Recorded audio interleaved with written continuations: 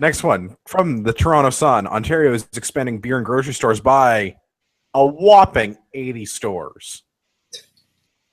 I would like to know how much Zares has spent on the licensing for this. People wanted it to be privatized. People wanted the government out of it because they knew that it stifled competition. It kept prices artificially high. And then it also artificially restricted availability of alcohol. So like if you work night shifts, you're sleeping for most of the day, I would imagine, and so the operating hours of these places is kind of a pain for you. If you get off work at 6 a.m., you can't grab a six-pack when you're done, And it's like if there's a market segment that wants to do that, then why, like for any other product, some provider will rise up to provide that service and make that money. But you have government regulation stepping in the way. If you have a product that's legal for sale within the province, why is any retailer that wants to sell that product, why are they not able to? Exactly. I mean, they can pay whatever taxes that are allowed.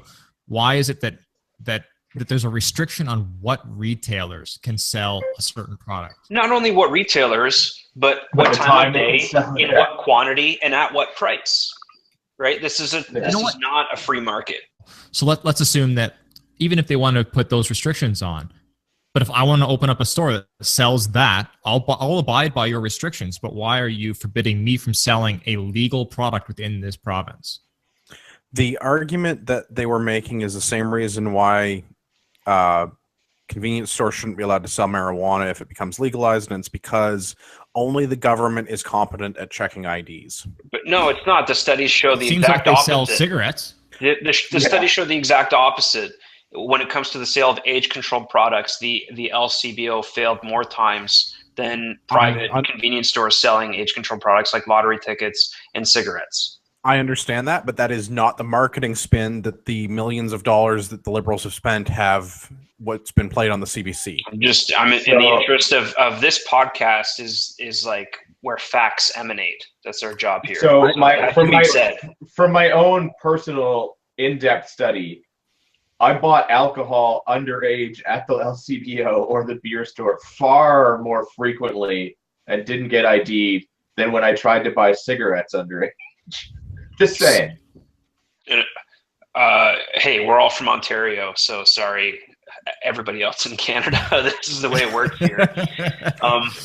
Curse you, Alberta. You also have to think of the skewing factors. Like if you go into a bar to buy beer or get shots or whatever, there are other factors at play that influence whether the vendor is going to want to check your ID or not. You go into the LCBO or beer store, this is just like a cut and dry, like you're either buying the beer or alcohol at the purchase price, at the retail price, or you're not. But you go into a bar, you're not only buying it at their listed price, but there's also the potential for tipping. There's the potential for you purchasing food and whatever. So there's an incentive. There's a greater incentive for the private vendor to not check your ID because they want to make the sale, and yet the private people check ID more. So I really think that goes to say something, because you know what? It's because the private people have more at stake, right? They're going to lose their license to sell that stuff if they get caught, selling to underage. Yeah, the LCBO is not going to lose their liquor license. If they get busted selling it to underage, it's like, oh, well, we screwed up. I guess we just need more training, very expensive training. Yeah. The only other point I wanted to bring up with this is I feel like this is Wynne pre-campaigning her next campaign, because look at all the stores that we put alcohol in. Vote Liberal again in the next Ontario election. Yeah, so it's like what I was trying to get at a few minutes ago. It's like you wanted free alcohol sales, you wanted to be privatized, you wanted competition. Well, here's what we've done. We've done none of that, and we've just expanded the oligarchy. We're still regulating the time it can be sold, the quantity it can be sold in, the price it can be sold at, and who it can be sold to. That's it. Whichever retailer paid me the most under the table. Exactly. Yeah. Pay no attention to Orville Redenbacher. It's BS. Behind the green energy windmills. And look, alcohol.